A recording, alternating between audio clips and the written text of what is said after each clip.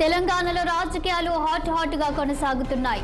CM రాజీనామా చేయాలంటూ వెలిసిన పోస్టర్లు, హోర్డింగ్స్ విషయం తెలంగాణలో హాట్ టాపిక్ గా మారింది.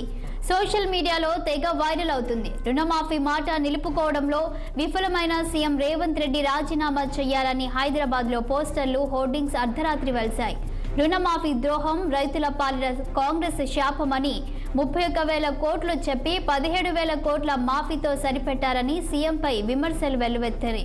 అకస్మాత్తుగా వెలిసిన పోస్టర్లు, హోర్డింగ్స్ ని నగరవాసులు ఆసక్తిగా చూస్తున్నారు.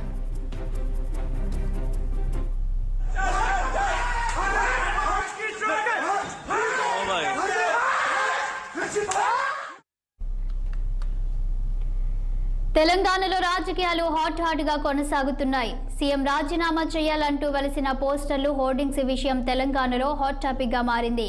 సోషల్ మీడియాలో తెగ వైరల్ అవుతున్నాయి. రుణమాఫీ మాట నిలుపుకోవడంలో విఫలమైన సీఎం రేవంత్ రెడ్డి రాజీనామా చేయాలని హైదరాబాద్ లో పోస్టర్లు, హోర్డింగ్స్ అర్ధరాత్రి వెలిశాయి. రుణమాఫీ ద్రోహం, రైతుల పాలిట కాంగ్రెస్ శాపమని 31,000 కోట్లు చెప్పి 17,000 కోట్ల మాఫీతో సరిపెట్టారని సీఎంపై విమర్శలు వెల్లువెత్తుతున్నాయి. అకస్మాత్తుగా వెలిసిన పోస్టర్లు, హోర్డింగ్స్ ని నగరవాసులు ఆసక్తిగా చూస్తున్నారు. ఇక ఇదే అంశానికి సంబంధించి పూర్తి డీటెయిల్స్ మా ప్రతినిధి శ్రీనివాస్ అందిస్తారు. శ్రీనివాస్, చెప్పండి. తెలంగాణలో రాజకీయాలు అయితే హాట్ గా కొనసాగుతున్నాయి. ఒకవైపు సిద్దిపేటలో అక్కడ హరీష్ రావు రాజీనామా చేయాలని అక్కడ ఫ్లెక్సీలు అక్కడ గొడవ, దాడి జరిగింది. ఇక్కడ హైదరాబాద్ లో వచ్చేసి సీఎం రాజీనామా చేయాలని ఇక్కడ పోస్టర్లు, హోర్డింగ్స్, అసలేం జరుగుతుంది?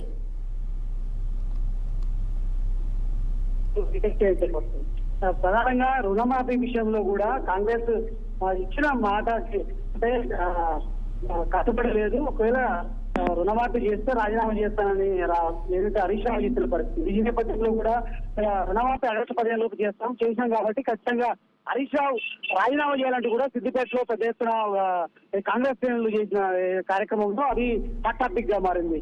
మరొక అంశం ఏంటంటే ఏదైతే ఇచ్చినది అంటే హామీలు కొండంతా చేసింది కోరంతా అని అదేవిధంగా ఏదైతే రుణమాఫీ రైతుల పాలిట శాపంగా మారింది కాంగ్రెస్ ప్రభుత్వం, ప్రజా మోసం చేసినట్టు కూడా అర్ధరాత్రి ఓటింగ్స్, అదేవిధంగా బస్ స్టాప్లలో పోస్టర్లు రేవంత్ రెడ్డి రాజీనామా చేయాలంటూ కూడా వేసిన నేపథ్యంలో కూడా అవి ఏదైతే సంచలనంగా మారిన పరిస్థితి. ఈ నేపథ్యంలో కూడా ఏదైతే 6 గ్యారెంటీల హామీల విషయంలో కూడా కాంగ్రెస్ మోసపూరిత వైఖరి రైతు రుణమాఫీకి సంబంధించి 17,000 కోట్లు చేసింది.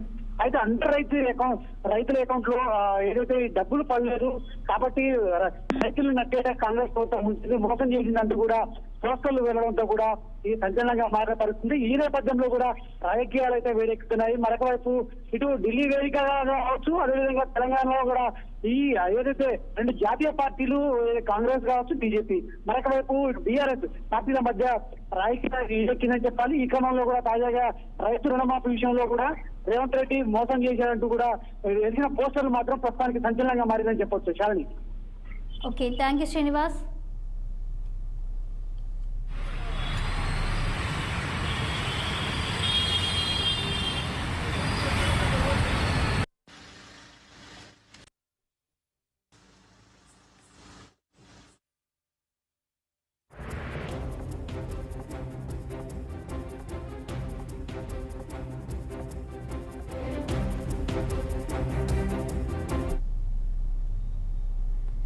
కలకత్తాలో జూనియర్ వైద్యురాలి